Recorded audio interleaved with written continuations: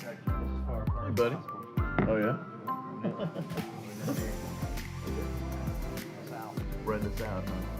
Spreading our city people out. Yeah, no. We'll see.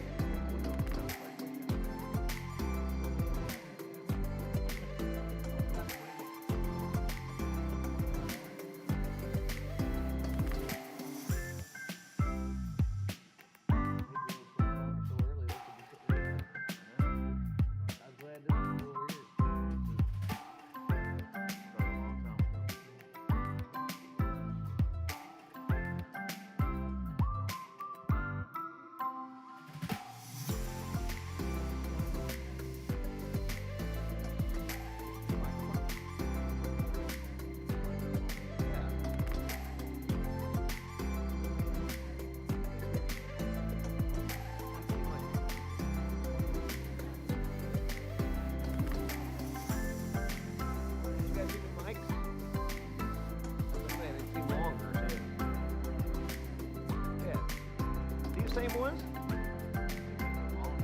Something's not right, man. I thought they had those little, movable ones or something.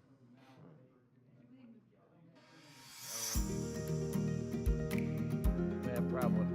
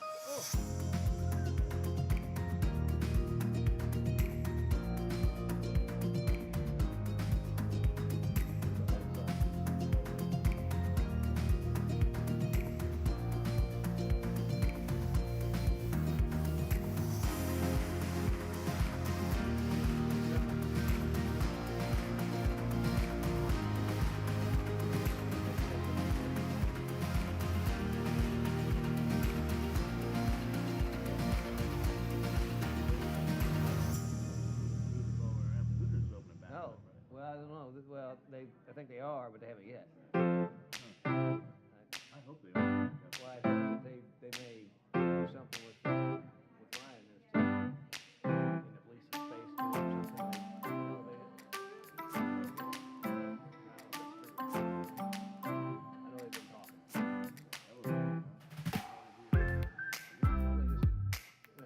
Well, they just probably bulldoze it. Yes.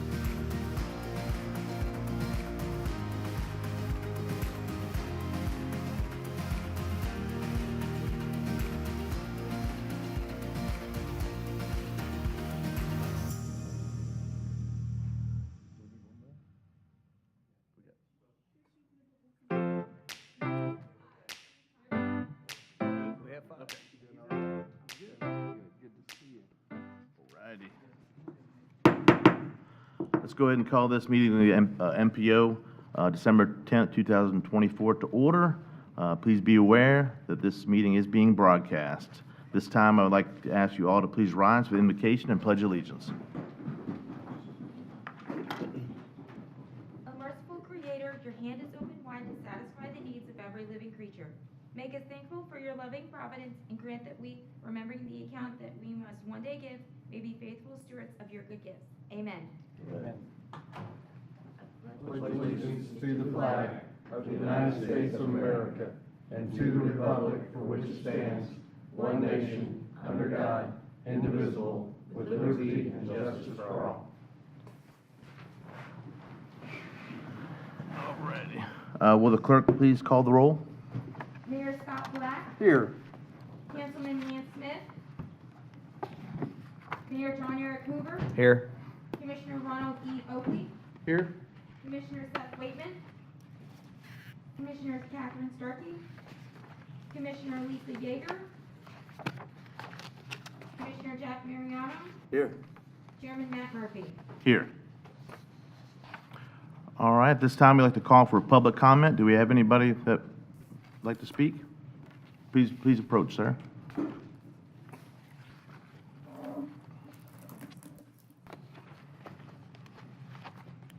Please state your name and address for the record. My name is Charlie Lapola. I'm at 1018 Orland Brick Drive in Trinity. I've been here 13 years, and I moved to Trinity because it was clean, quiet, safe, a great community to live in, getting away from the rat race that I was previously accustomed to. I was originally coming here to complain about the paving refund. I mean, the process just turned out to be the punishment, honestly. I got my check on Friday. Whoever designed that process it was clearly a deterrent to not encourage people or make people aware of the refund. But I did get my check, and I do thank you for that. I'm here today regarding the Storyland project that's going in, or supposedly going in, behind the Generations Church. I didn't see anything on the last ballot, just wondering who is moving that forward. I see my commissioner is not here. Not sure where this is all coming from, so if any answers or solutions or updates, that would deeply be appreciated. That's it. If I wanted to move behind Disneyland, I would have moved to Kissimmee and not to Trinity. That's kind of my feeling. So thank you for your time. Appreciate it. Thank you, sir. Do we have anybody else in public? Anybody signed up online? All right. All right, so we're going to go ahead and move forward. Get the approval of minutes for November 14th. Second. All in favor? Aye. Any discussion? Okay. All right, let's move on to MPO Advisory Committee reports. Citizens Advisory Committee, Ms. Tania Gorman. Good morning. Representing James Mallow, our CAC Vice Chair. He cannot be with us this morning. He's told me to read into record, please read into record that we did not have quorum, and advise we have two citizens that spoke on inquiring about the property on the northwest side of US 41 and 54 in regards to the 5441 widening, and the other commented on the proposed sports complex in Trinity. And that is all. All righty, thank you. Next up, we have Technical Advisory Committee, Cynthia Spadell.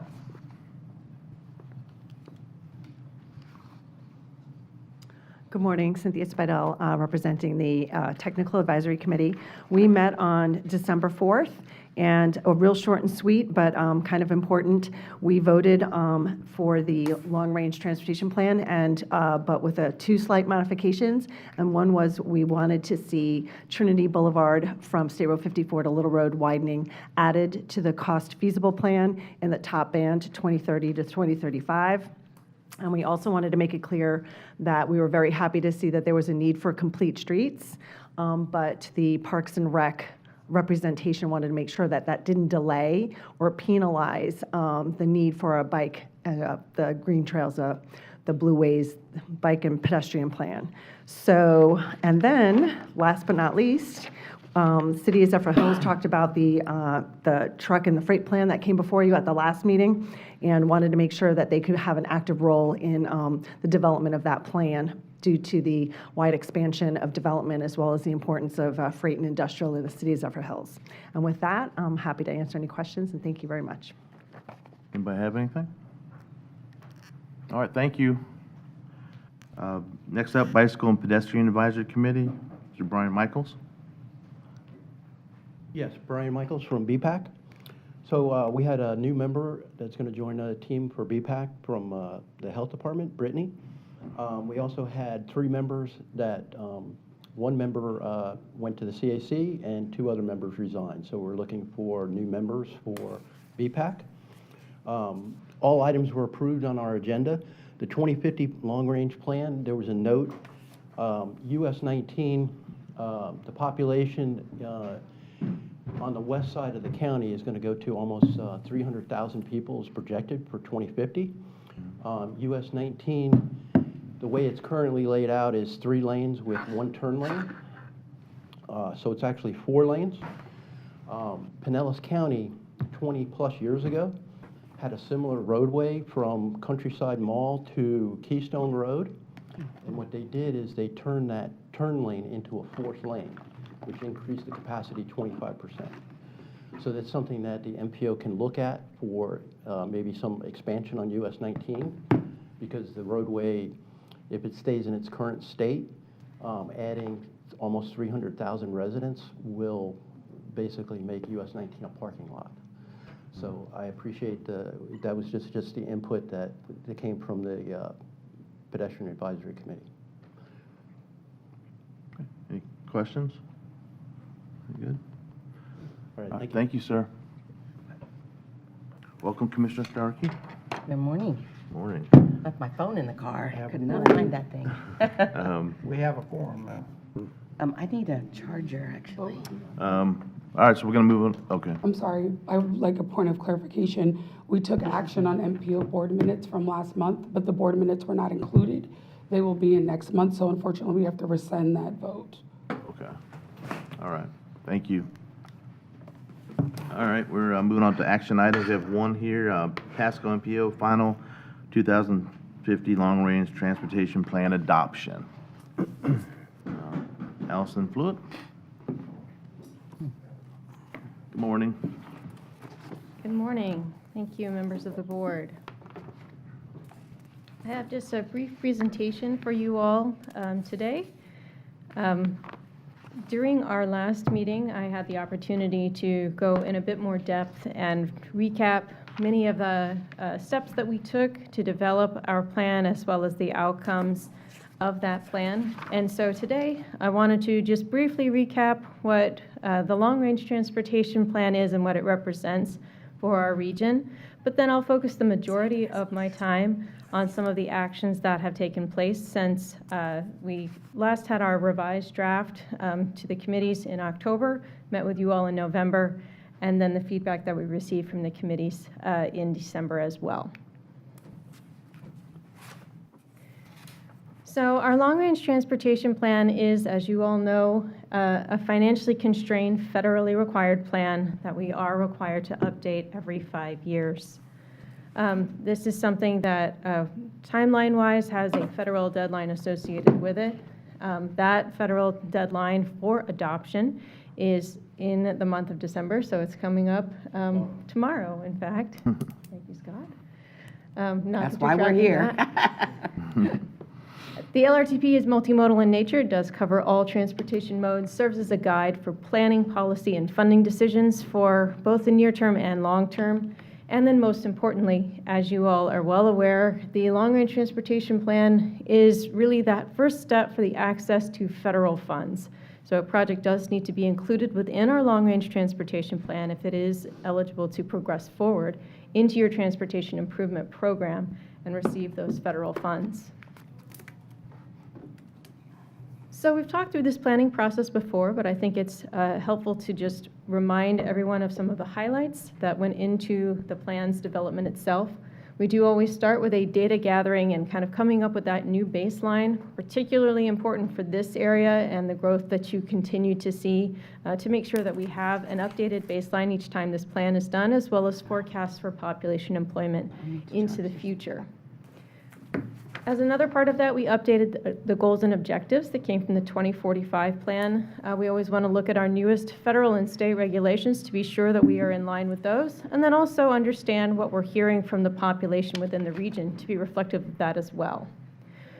We had an extensive outreach process with county staff and the development of our needs plan. The needs plan is essentially those recommendations for our roadways, bicycle and pedestrian, and transit needs. And so that was a large part of our development process that took several months to solicit that feedback and be sure that we were incorporating the latest plans and understand what things had been committed, what things were desired to move forward as well. And then also to look at that available data to understand where some of the needs were being demonstrated that perhaps hadn't been communicated previously.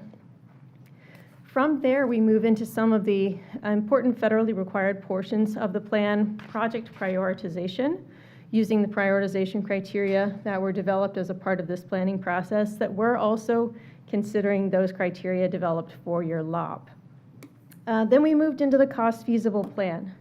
This kind of has the two sides of doing a revenue forecast for our area, being sure we understand what's actually available at the federal, state, and local levels, and then aligning those prioritized projects with those available funds, which led us into our long-range transportation plan documentation.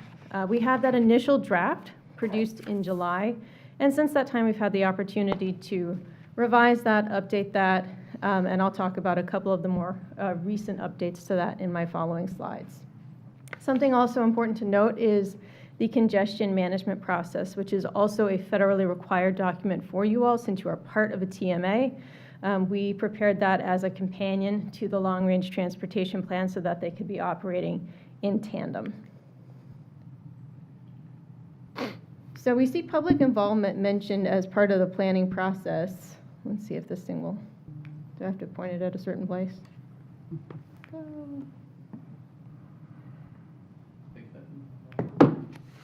It was. There it goes.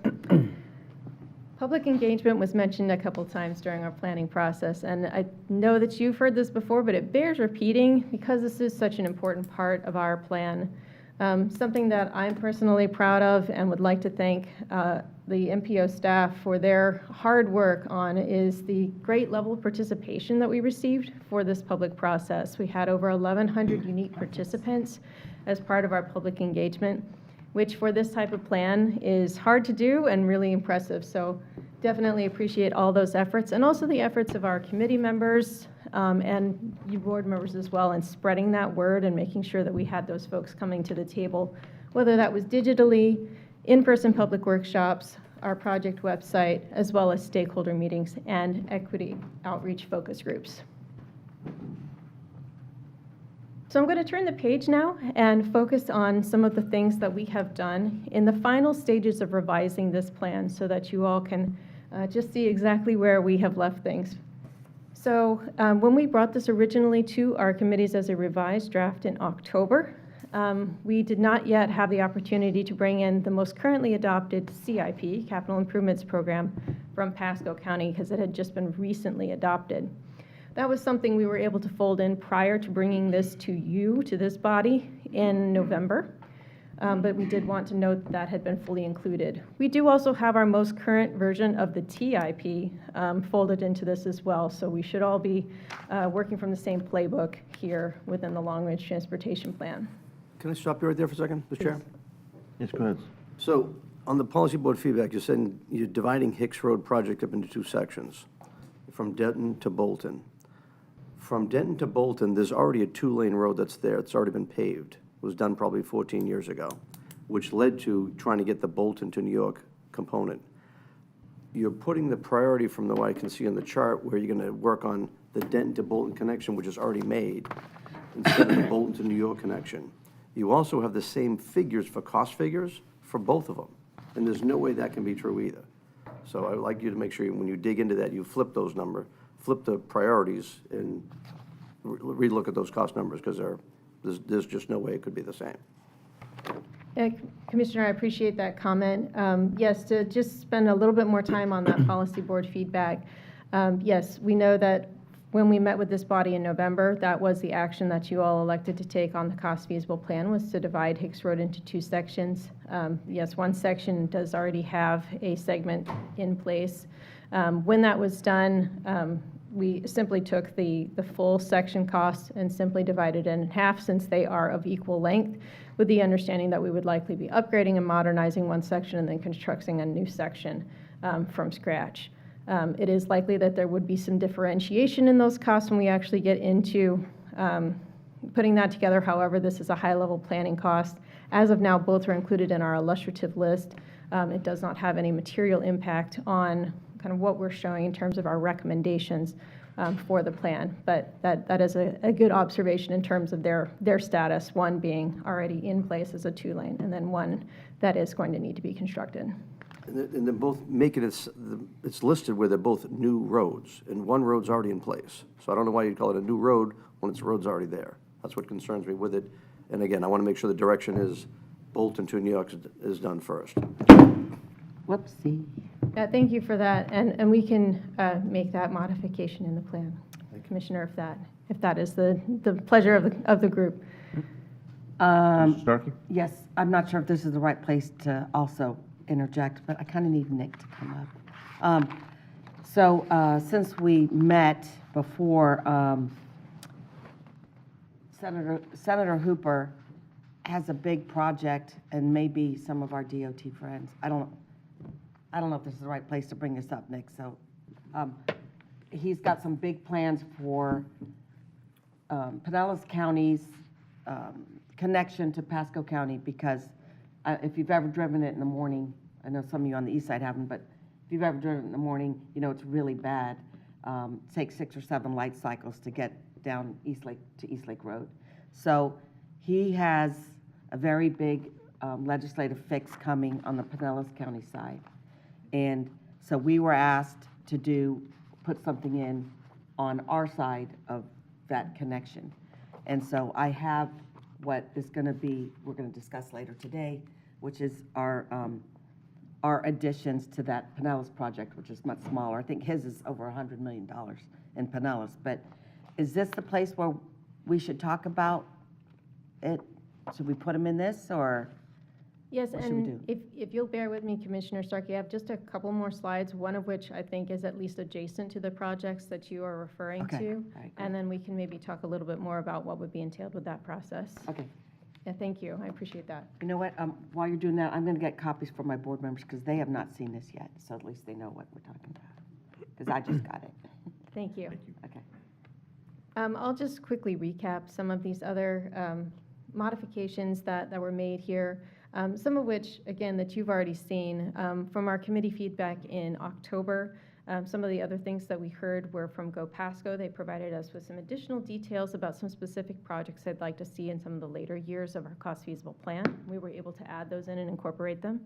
And then we also did get some review comments from Pasco County Engineering once they had the opportunity to fully go through the cost feasible plan list, and we incorporated those comments, most of which were actually centered in with that continuity with the new capital improvements program that needed to be added in. So once we had those things both reflected, all of those things kind of ironed out.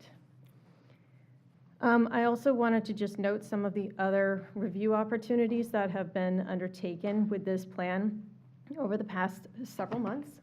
One being our county stakeholders. The cost feasible plan has been sent out to many of the technical stakeholders within our county staff and administration for review and comment.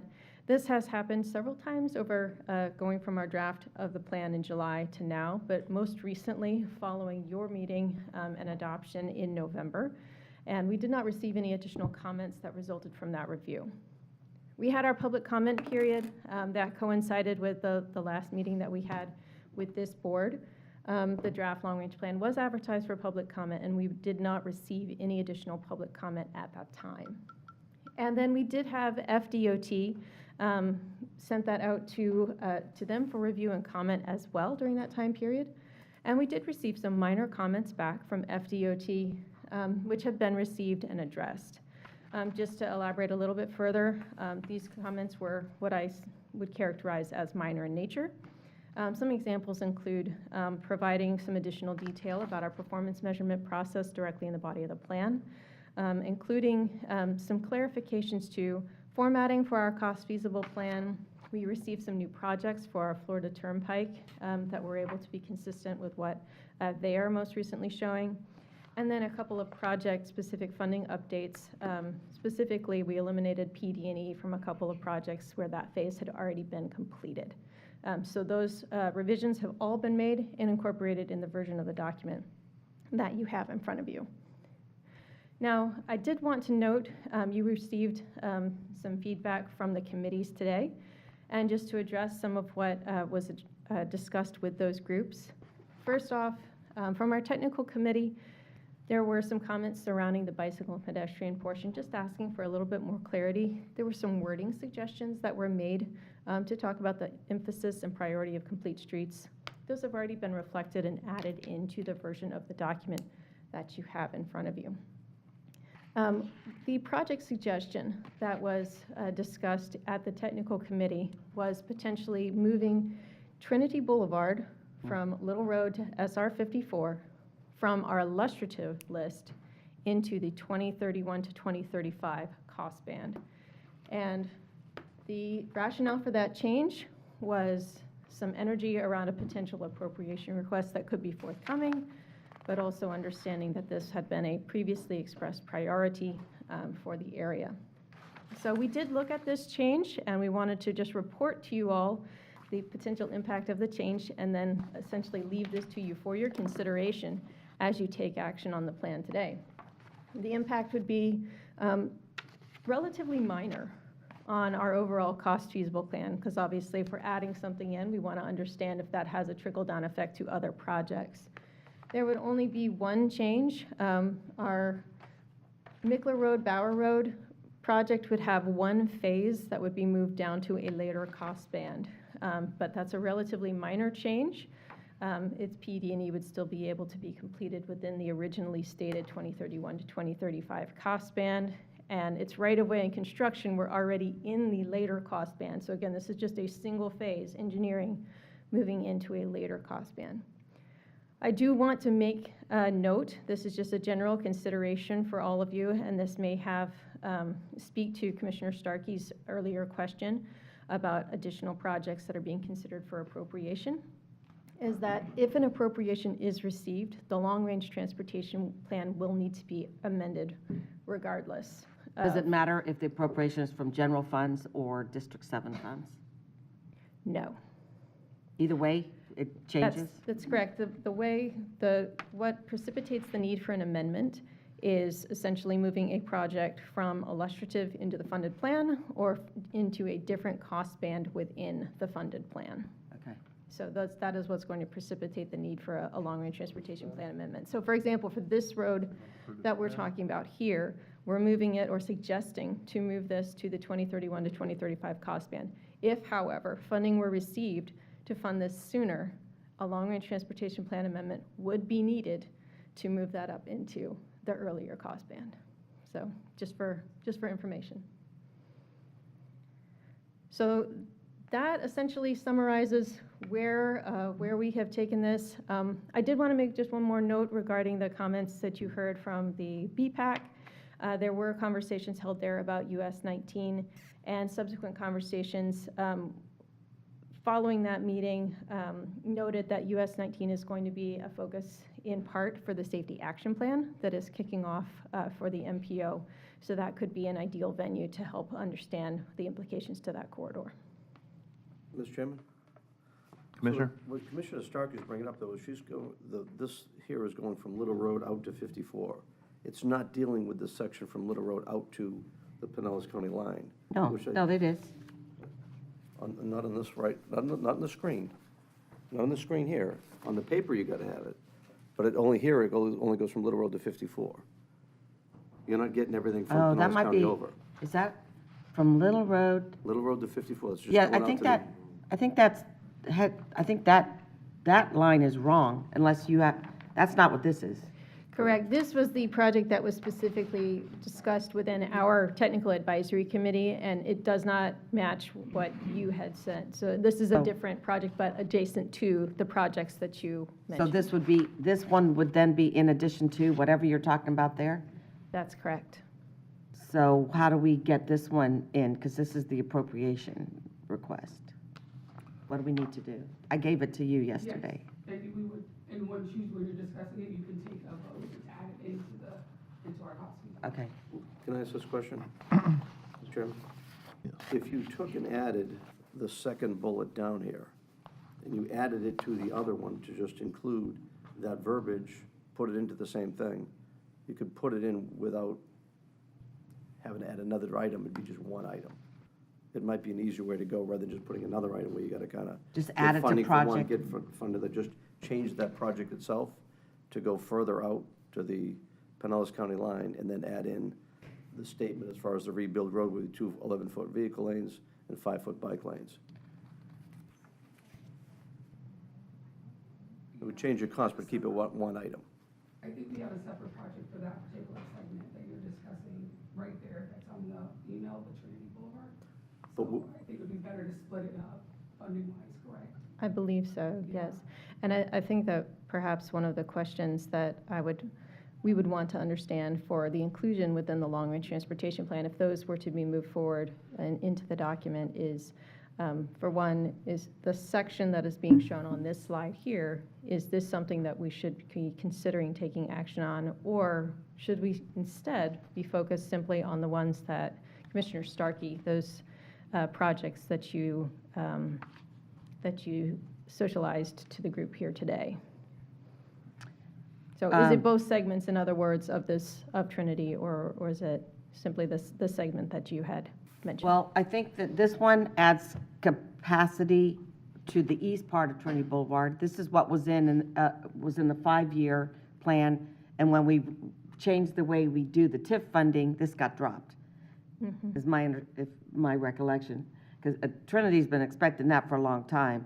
And then we thought there was going to be plenty of money in the TIF, and then the road costs came up so that this project went away. That's what happened to that road, right? This one is to move people through intersections quicker. Is that right, Nick? Yeah, and this is from Little West. So they're different projects. And that's why you wouldn't want to put them together. Yeah. One's an appropriation, if the appropriation for some reason did not come through, then it wouldn't affect this current project. Smart. You know what I mean? So you want to divide and conquer versus Okay. bring it all together. Yeah, that makes sense. Okay. Yeah. So, We can actually, you all can do both of these. yeah. I would just keep them separate. Okay. What, does anyone here know the timeline on the Pinellas side for the improvements? Are they also waiting till 2035 for those? I'm going to guess they're not.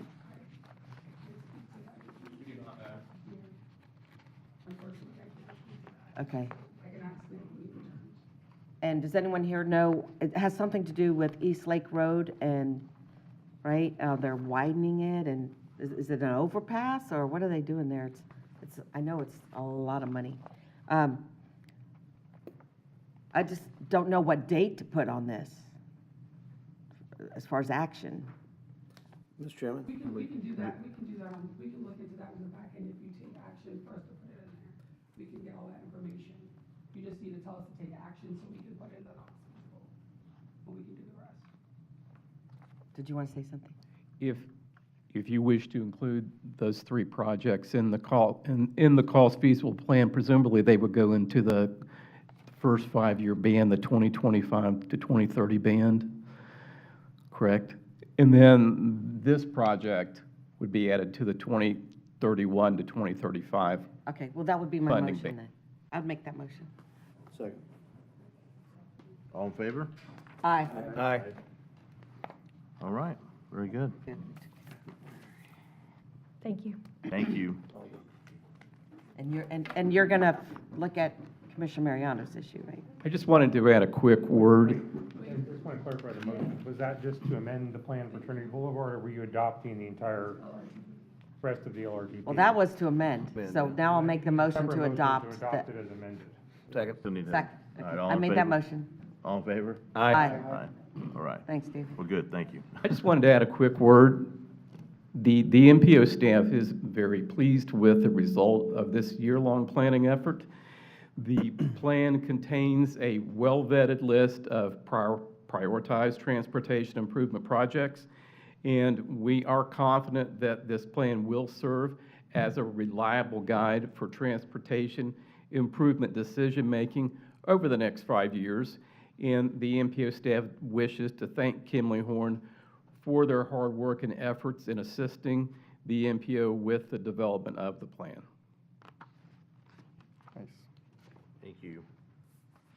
Mr. Chairman? Commissioner? Did we just adopt the whole plan right there, or just the amendment? Amendment and the whole plan. And my comments on Hicks Road will be integrated in as well?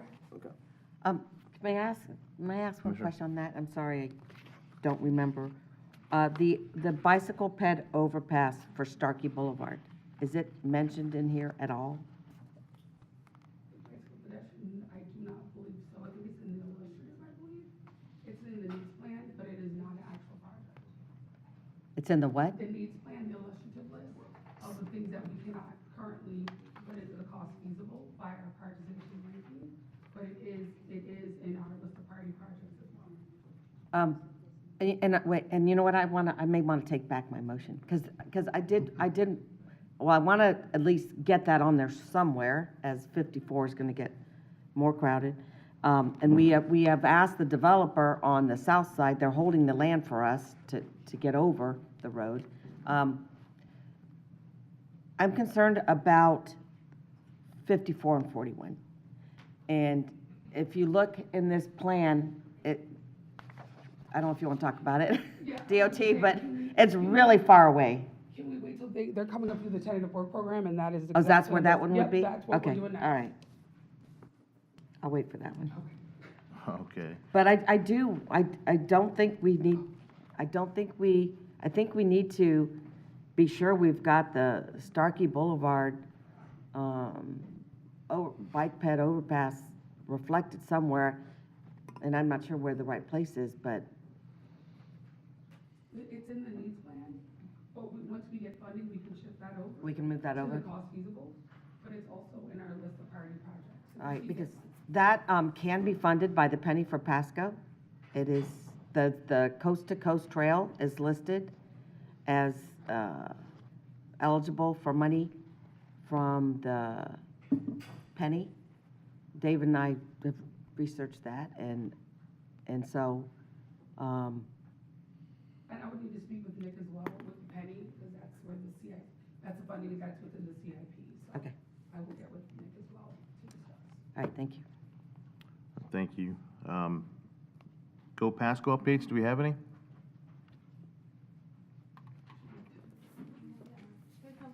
we have Okay. the FTE work program. Okay, and then go to status reports and FDOT. presentations, Florida Department of Transportation Tentative Work Program, Mr. Brian Hunter. Well, it does say go Pasco on here. Right. Yeah. Good morning, How you doing? board members. Brian Hunter with the Florida Department of Transportation.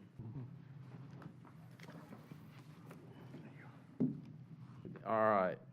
So today I'm going to give a brief presentation on the tentative work program for fiscal years 26 through fiscal year 30.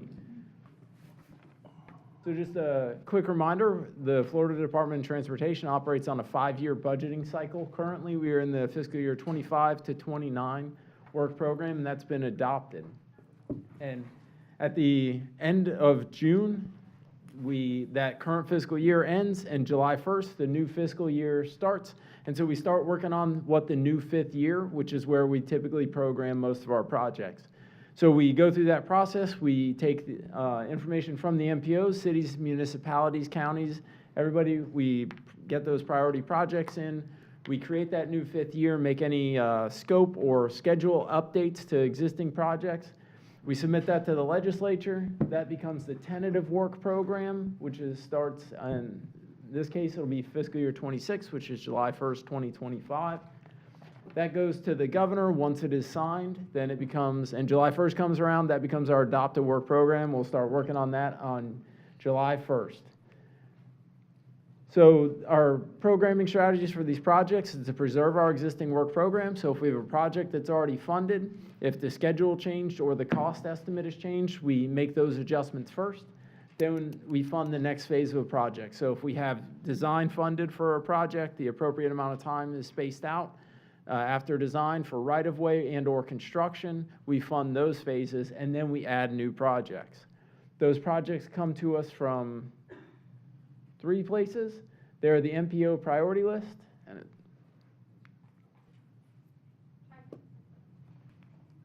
So they're the MPO priority list, the regional priorities that we get from the Suncoast Transportation Planning Alliance, and then FDOT and our SIS priorities.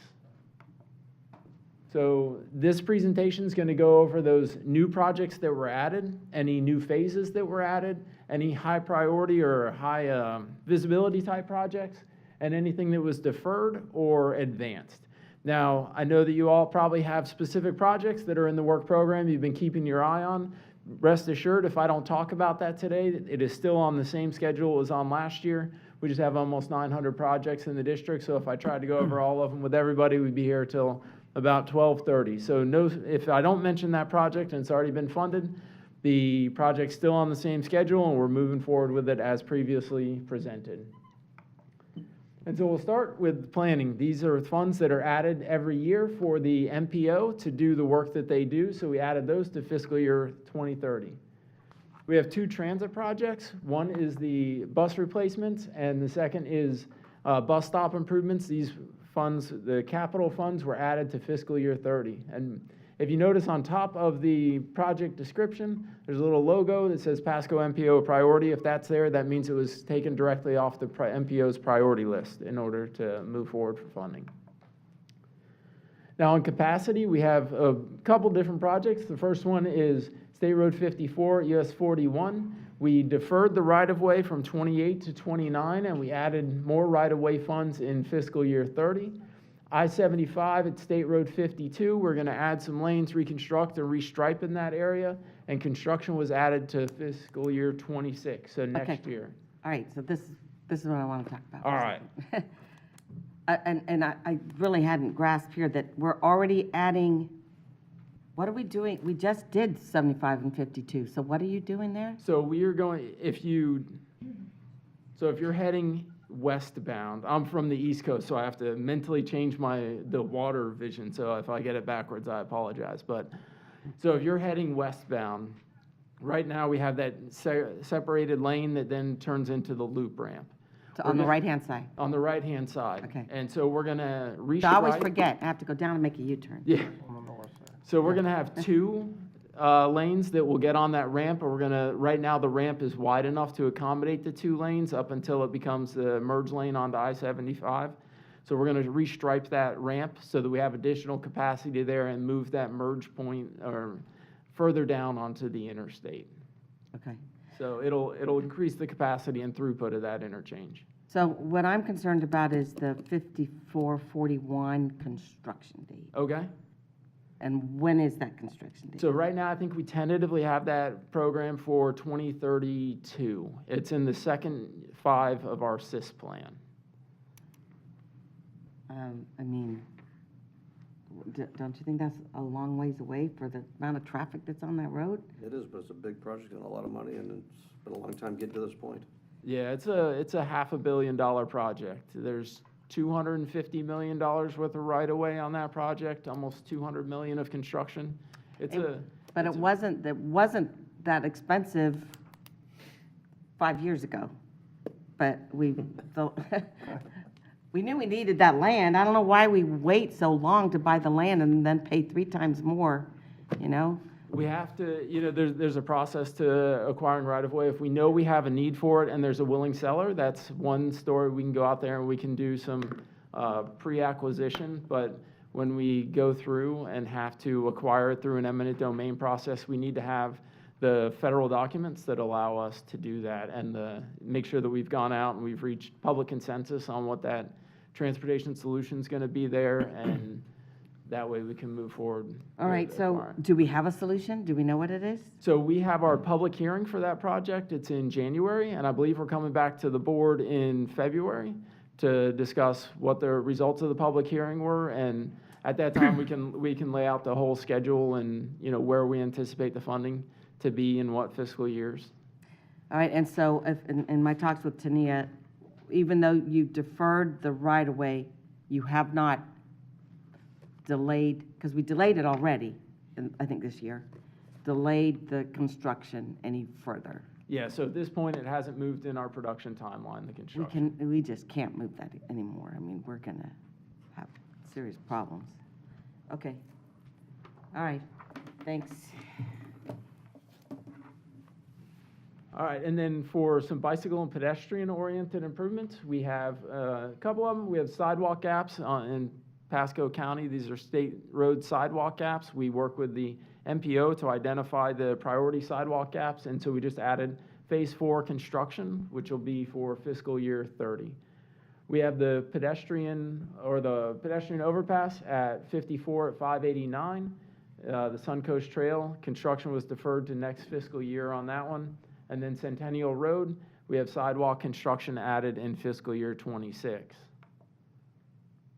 Here are all the resurfacing projects that are within the county over the next 5 years. They're kind of hard to see, but there's a number of them in Pasco County, and we look forward to bringing that infrastructure up to standard.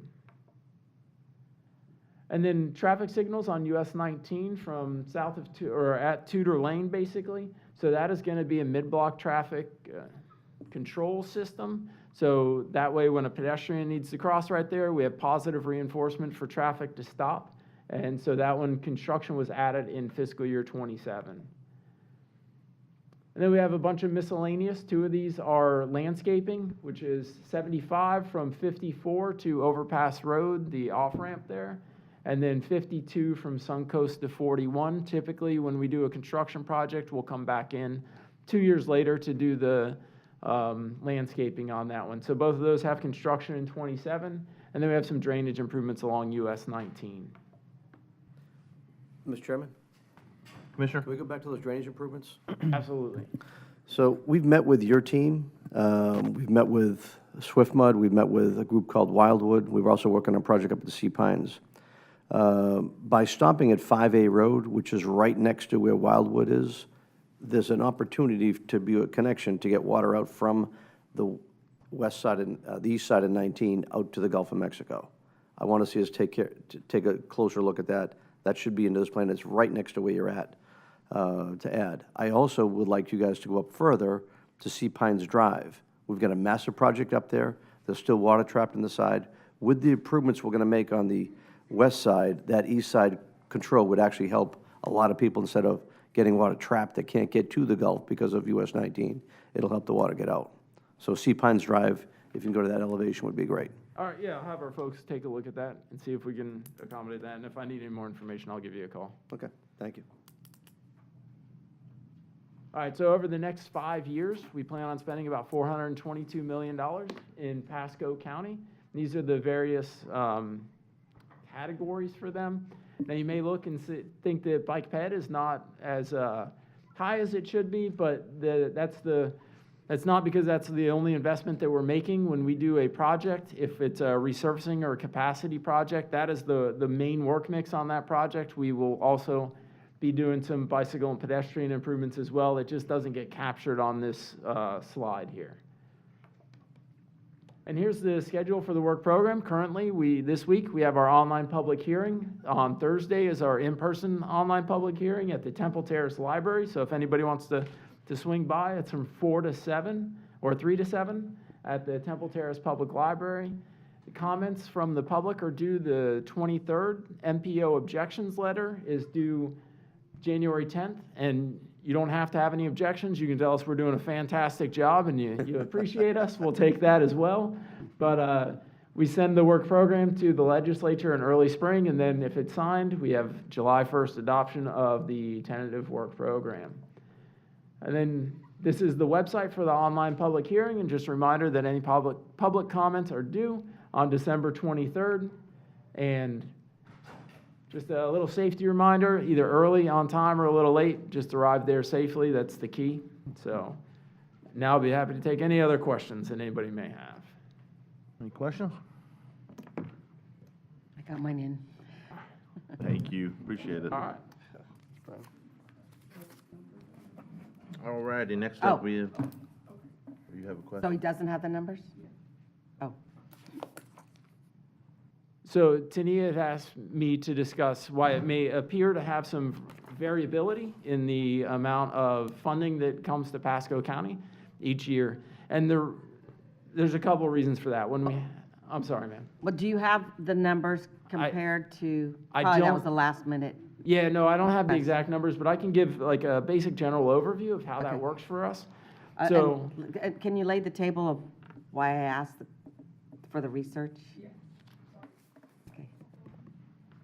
Yes, during our meeting, when we were discussing yesterday, we were discussing the changes amongst D7 with the funding increases and decreases amongst the counties in D7. And I would just had some concerns with the up and down, as Brian was saying, and I was relating that to you. So, for us, we don't live and breathe this every day. When I was told that, we're down, but we don't know. Do you remember our number from last time? I don't. So that's why I wanted to understand how much we were down and how does that compare to the other counties and the history. So that's why I asked for this information. so how we fund program or projects, or our funding strategy is we're required to spend proportionate to the population in the region. So District 7 has 5 counties. We look at the percentage of population in each county, and over a 10-year period, we try and make sure that that is appropriate. So if you have 25% of the population, you get 25% of the funding across the district over that last 5 years and the next 5 years. And there'll always be some variability in there, because if we have large projects like we've had in Pasco County in the last couple of years that, like the new alignment of 52 between the Suncoast and US 41, and projects like that, we're required to fund the entire piece of construction in one fiscal year, even though construction may last for 3 or 4 years. The money's encumbered for 1 year? Yeah, it's that encumbered year? in 1 year, and then we spend it out over the remainder of those years. So those years will have a spike in the amount of funding that comes to a particular county, and then in other years, it may be a little less, as that same thing happens in another county. But over 10 years, we are within a couple percentage points of what the proportionate spending should be within the county. So there'll be a couple of years where it feels like there's a trend, and I understand that you may be down or you may be up, and excited about being up for a couple of years or disappointed about being down. But over the course, we do come in line with that percentage spending. Okay, and one more question. Well, is your fiscal year the same as ours? Sorry for me not We do remembering. You're a July. right? July to June. Okay, well, then my question wouldn't be relative. All right, so, thank you. All right, yeah. Mr. Chairman, if I just, one more question. I'm going to bring this up when the Turnpike Authority gets up here, but with the Turnpike Authority used to have all their big bays that were out there for toll lanes. It's now shifted to the right on one side, shifted to the right on the other side. It's about 17.3 acres. And I'm going to bring up the idea in just a few minutes here about looking at that as like a park and ride type situation, going all the way down. That's smart. How much would DOT help us to work with the Turnpike Authority to actually go look at getting transportation funds for a bus route going up? It's about 23 miles up and back. You could almost run it every hour. Instead of people driving down, we could have a bus running north-south, right from there. There's enough parking space, maybe as much as 2,000 parking spots there. It could relieve a lot of traffic up and down the Turnpike Authority and into Tampa, where the roadways will go, which helps both counties. So we do have some legislative limits on how much we can participate in transit projects. We can do 50% of a non-federal share, so that usually is about 25% of a total project cost. If there is no federal share as part of that premium transit service, it's usually about 15% is what we are statutorily limited as participating. But we have to look at those on a case-by-case basis. see what the ridership numbers are and all that kind of stuff, but it's definitely something we can work on. We have a whole group of folks at the department who only work on transit projects, so we'd be happy to have that conversation. It's something we'd definitely be interested in looking into. Okay, thank you. That's a good idea, Jack. Commissioner Mario, I just wanted to say as well, we'll be working on the TDP with Go Pasco, the Transit Development Plan, and that's something that we'll also be looking over and reviewing. And I wanted to say to DOT, the landscaping on 52 is absolutely beautiful. At the last board meeting, y'all had asked who was going to be maintaining that, and the department's going to be maintaining that landscaping on the new alignment. Nick, you're off the. Yeah. Well, you know, we'd love to talk to you about doing that on State Road 54, on the west side. All right. Get some of that on the west side. All right, welcome Commissioner Yeager, and next up we have Florida's Turnpike Enterprise. How you doing, Chelsea sir? Fine with the Florida's Turnpike Enterprise. Before I begin, do you have this green document at your places? Yes. Oh, is that this? It's. No. It's green heading. Oh, don't. Let's see if it's in I a- think you do. No. Have a merge, some kind of merge lane, right? Sir.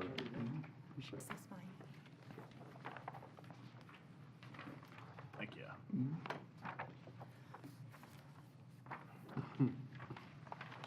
Thank you very much. Thank you, sir. Thank you.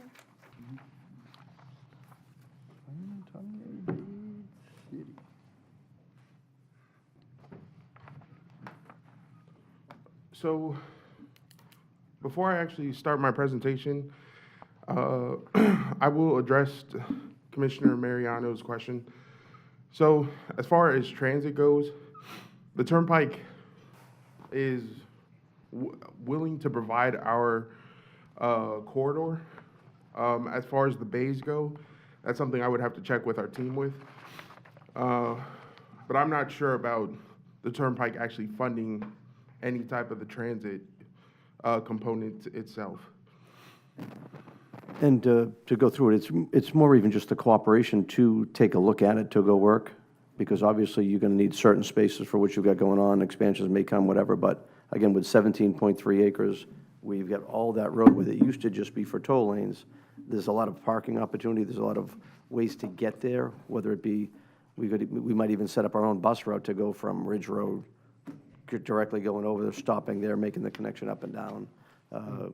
Could come from the other side as well. So with both those things coming, there's ways for people to get in and get out, easier to drop people off and get back in, pick them back up. So it's going to take us working together, and I don't expect it to be done right away, but I think we should start talking about it to find out how we can make it work, especially with all the expansions you got going on. It'll just promote even more traffic in one sense as far as getting people to use it, but actually making the road more productive, especially go heading down to the south, where it gets congested. And that's definitely understood, and that's something we can definitely start that conversation. I can take that back to my team and see how we can progress from here. Okay, thank you. So again, Ciauci Fine with the Florida's Turnpike Enterprise. Thank you for the opportunity to present the Enterprise's tentative work program for fiscal years 2026 to fiscal year 2030. In Pasco County, the Enterprise is proposing to fund over $19 million in major projects. As part of the FDOT, Florida's Turnpike considers the 5 pillars of the FDOT compass when developing our work program. The pillars are safety, resiliency, supporting a robust supply chain, technology, workforce development, and this is all built around our communities. To help meet the state's transportation needs, the enterprise primarily receives funding through user tolls, as well as concessions at our service plazas. So these service plazas, you'll note, is primarily on our Turnpike main line. The Turnpike must first pay for operations and maintenance costs first. So this includes the cost to collect and process toll payments. Then we must invest revenue into renewal and replacement projects. So these are our resurfacing projects or any reoccurring improvements on our roadways. Finally, the enterprises uses the remaining funds to pay for capital improvement projects. And these capital improvement projects are our widening projects, our interchange projects, or any expansion projects that we may have. Before I talk some more about the tentative work program, I would like to update you on the status of the Suncoast Parkway extension. So the Suncoast Parkway extension goes from the terminus at State Road 44 all the way to US 19 at Red Level. So the Suncoast Parkway from State Road 44 to County Road 486, which is that dotted green line on the map. So that project is actually under construction now. Yay. Does it have bike ped overpasses on it? I believe everything is at grade going north of 44. So, and then the Suncoast Parkway from County Road 46 to County Road 495, which is that pink portion on the map that you see there, will be under construction by the first quarter of 2025. And then the Suncoast Parkway from County Road 495 to US 19, which is that light green portion that you see there on the map, will be under construction by the third quarter of calendar year 2025.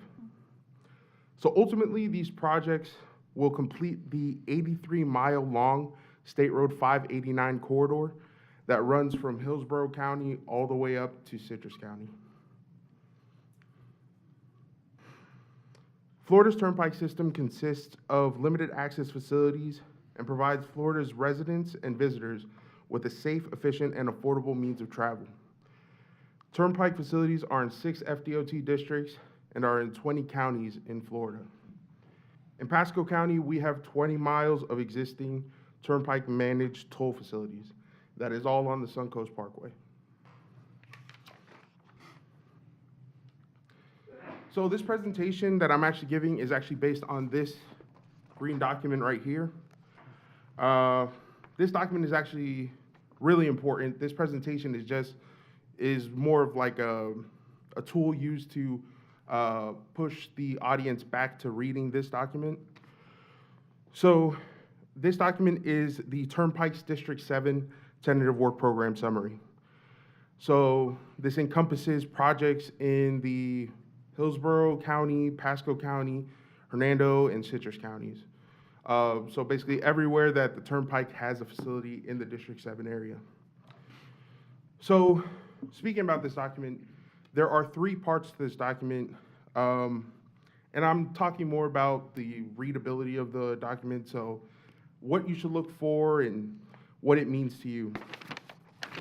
So on page 1, you'll see that there's this table on top. So those are our current construction projects. So these projects are currently under construction now or will be under construction in the current fiscal year. Then you have from pages 2 through 4, all these projects that you see, these are our construction funded projects. So these projects aren't under construction, but they have associated construction funding to these projects. So not under construction now, but they have construction funding within the 5 years of the tentative work program. And then on page 7, you'll see there is a final table. So these are our funded projects without construction. So these are our projects that may have PD&E, design, or right-of-way funding, but do not have construction funding associated with these projects. These are projects that you can look forward to having in the future. Once we have that construction funding, they will be added to the main tables of those projects that have construction funding.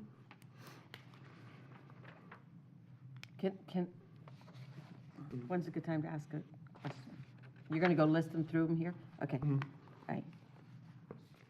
So going over those main table projects, the projects that have construction funding within the 5 years, the Turnpike actually has one project in Pasco County, and that is the resurfacing of the Suncoast Parkway from milepost 28.5 to milepost 37.3, or from State Road 52 in Pasco County to State Road 50 in Hernando County. Mr. Chairman? Commissioner? So you're going to spend $20 million to resurface this project. We're doing some of our roads with a spray jet technology where we think we get a better bond, better coefficient. The data shows that it's a better product that's going to last longer. I've asked you to look at that going into it. Has the Turnpike Authority looked at actually looking at that to bring that into part of your resurfacing to get a better life, better quality product? So, I believe this was addressed last year by District 7 staff, but we share the same materials office, and they did review that technology, or they were reviewing it back then. I don't know where they're at with that. I can find out the status, but I know they were reviewing that technology Is it cheaper? as far as resurfacing works. The cost is less than like 0.5%. And you get the product goes down where you put the spray jet, tack goes down first, the asphalt goes right over the top. No trucks drive over it any time. So you get a purer bond all the way through. It's an easier construction, a simpler construction. And we've used it on 581, we've used it on Hudson Avenue, we've used it on Little Road. So, I mean, busy roads, and we're anticipating we're going to get a longer life, which is going to save us money, which, again, $20 million to do us. I would like to see you use it, even if you just use us. Let us be a template for you to do a test on it. I think would be a great way to go for the future. I mean, they've been using it overseas for years. We're just now bringing the technology. Your bigger companies don't want to see it because they don't want to go spend the money for the extra equipment. We've actually got a local company right here that's got the equipment, got the technology, that could add it. So I can find the status of where we're at with that with our materials office. Thank you. Question, in Hernando, is that what you're doing? You're resurfacing the Sun Coast in Hernando? All the way from, so it starts in Pasco on 52, and then all the way to 50 in. So you have to Hernando. resurface that new part already? In Citrus? Only in Hernando. It's up to State Road 50 in Hernando County. Okay. So this is construction costs in Citrus? Because no, that's already built. It's built what are you spending $280 million on in Citrus? Just curious. That is the project that is the expansion project that I mentioned. Can you put the map back up? 44 to 486. Right there. So that light green portion that you see on the screen, that is new roadway construction. Is that in Citrus County or is that in Levy County? That's or in Marion? Citrus County. South of Lee. I think that's in another county, unless I'm mistaken. No, it's still in. It's still in Citrus? That's still in Wow, Citrus that's a County. big county. Okay, I see Levy's on top of that dashed line. Inglis is where you go in. Okay. So that $280 million is actually for the portion, that light green portion from County Road 495 to US 19, all new roadway construction. Okay, and the orange as well?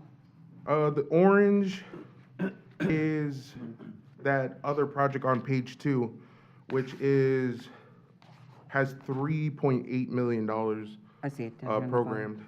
Okay. All right, well, that'll be nice when we're driving to Tallahassee for sure. Okay. So hopefully that's So self-service. the next table that I'll go over is the funded projects without construction funding, or the table that's on page 7. So this project on page 7 that is in Pasco County is the widening of the Suncoast Parkway from the Hillsborough-Pasco County line to north of State Road 54. This project has design funding in fiscal year 2027 in the amount of $14.8 million. So this is actually new funding. This was added this year. The reason why it's in this table is because we have design funding for the widening, but we do not have any construction funding associated with this widening. For more information on all projects in the Turnpike's tentative work program, you can visit the FDOT Work Program Public Hearing website and download the District 7 Public Hearing Report. Turnpike's tentative work program projects can also be found on the floridasturnpike.com. And before I go, I'd like to share a safety minute with you. So during this festive time of year, it's important that we all take care of each other on our shared roadways so that we can all arrive alive this season. With that being said, I'd like to again thank you guys. And if there are any questions, I'll take those now. Mr. Starkey? I was wondering if maybe the next time we see you, if you could give us some numbers, I'm sure you must track the usage. I'm wondering how Ridge Road has maybe helped the 54 interchange. And it seems to me when I'm driving on Suncoast, it's much more populated than it used to be. So I'm just wondering how the numbers are on it. Mm-hmm. I remember when it opened and everyone thought it was going to be a boondoggle. You remember that? I can definitely provide those numbers as a response back to the MPO, and they can convey it back to you. Yeah. Mm-hmm. I certainly use it in getting here, and it does cut off a lot of time. It's Yeah. a great way to come. Yeah. Commissioner Mariano? Yes. So just looking at the last item you just talked about with the widening of the Suncoast Parkway from 582 to Hills Road, Pasco County line, $14 million, that's just to do the engineering of that road? Mm-hmm. That seem like a lot of money to you? Yeah. I mean, it's dirt. There's nothing around it. There's no bridges, there's no anything. It's just like dirt in the ground. Why does it take so much money to go design it? Well, there's a lot of development coming into the county, as you guys may know. So with that coming in, that does kind of alter how we will design our roadway. There's also other considerations, District 7 projects that we have to coordinate with and take those into consideration also. But I mean, you've got from 54 at the interchange going down, there's nothing around it. Mm-hmm. The right-of-way's already there, all the drainage is already set up there. There's nothing really to work around to go forward. There's not a bridge out there or anything. It's just like dirt on the ground. I can't understand why it takes $15 million to go design a road. There's one at Lutz Lake Corn, right? No, this is above that. This is from the Hillsborough County line. So from Hillsborough County line up to 54, there's nothing there. So everything you're talking about, I'm not buying it. There's really nothing for roadway. There's nothing for development to worry about. You're just going to expand it to put another lane in. There's nothing. It should be nothing to do. I mean, frankly, if you're telling me and we didn't plan for this, and now you're going to redo it again, I mean, maybe we got to relook at our procedures. So we have a design horizon year of 2050. So we're actually building our roadway to be as sustainable for 2050. Not just, the meantime, it's kind of long range like that. But I'm going back to, when this thing was designed, I got to think that you guys thought maybe you're going to get more than 2 lanes out there at some point. Maybe you're going to put the drainage in place like we did at State Road 56. Yeah, that's like a mile. Maybe even a mile road. Oh, that design is only for that portion. Okay. Mm-hmm. I mean, we were doing State Road 56 years ago. It was first going to be 2 lanes. Then we made it to go 4. We actually designed it for 6. We've already put the drainage in for the 6 coming in. So when we come in, all we do is add the 2 lanes going right in. Are you telling me that you guys didn't plan for this to be 6 lanes at some point in time? Well, it's because of the incoming development. But you're missing what I'm saying. There's nothing there. The roadway is there. The right-of-way's got to be there. Everything's in place. There's nothing around. There's no extra construction work. I just can't believe that you guys didn't plan that this would be starting with 2 lanes and never going to 3. I got to think that you would have set that up. Did you guys set it up for 6? Or is this just something that just, let's go do it now? And that's the thing. We're actually widening it to 8 lanes for this portion. Okay, so even 8 lanes, even better, but you're telling me you didn't plan on this ahead of time? The planning process is ever changing, so it's with anything that's additional, like development and stuff, those are added You considerations. keep every saying year. development, but there's no development there. There's nothing around. All the right-of-way is going to be there. You're going to be internal to that. So what I'm talking about is that medical, the medical facilities that are coming in the area. How about Spiros? Huh? You talking about Spiros? I believe. The there's- Moffett? Yeah, yeah. What's that got to do with County Line Road to State Road 54? Because they will be using our roadways also. All right, I'm just talking about physical construction. I'm talking about you've put the roadway when this thing was designed many, many years ago, when it was gonna come in. They're gonna start with 2 lanes. If you had planned to go to 4, I would have think you would have planned that from the get-go. Are you telling me that we didn't plan for that? No, we did plan originally when we were when we had this project in PD&E. The portion from the County Line Road to 54 was planned for 6 lanes originally, but even that changed to 8 lanes when we went out and we did our, public outreach to our stakeholders and the developers and for anything that's incoming now, whether that be housing, whether that be new industries coming to Pasco County. Pasco County being one of the highest growing counties in the country. So, Well, maybe for the second time, maybe you can get us some more information about how that whole process works and what you guys are looking at, maybe. To help understand, I guess. we'll do. All right, any other questions? All right, thank you, sir. Thank you. All righty, other business, next meeting is January 9th on the east side. Anything else before we adjourn? Mr. Chairman? Yes, Commissioner. So if we could you put the picture up? I just want everyone to see it. Let's talk about it just for a quick second. So this is the map from the point of where the DOT used to have their big toll lanes that were in there that are taken away. So now you get all that space, and that's a total of 17 acres. Just at a rough guess, could be as many as 2,000 parking spots, depending how it lays out. But my thinking is, if you can get people into that area, whether it come from the north or the south, driving in there, instead of having driven all the way down to the airport and back, you could save a lot of traffic running down there back and forth. You could probably put a commuter service in. A lot of cities do it from different points. I know up in the Boston area from Framingham, which is in about probably 30 miles, they go back and forth. People get off the airport, they take what they call the Logan Express. It goes right to Framingham, it drops people off. Instead of people even having to drive into the city to pick people up, they just pick them at the rural area out to the side. They're in, they're out. There's a rental car thing that was set up there. It's real quick and easy. And again, just thinking about as I was taking a friend to the airport the other day, or coming to talk about them going to the airport, I'm looking, I'm going, this is something we could use. So I'm gonna make a motion that we ask DOT with the Turnpike Authority and our staff and our team to go look at putting a plan together to try to bring something back to us on a proposal. Second. Okay. All in favor? Aye. Aye. Thank you. All right. This could be a program for all of the turnpikes and that have this kind of new technology now. All right, thank you. Good idea, Jack. Anything else? Motion to adjourn? Move to adjourn. So moved. Thank you.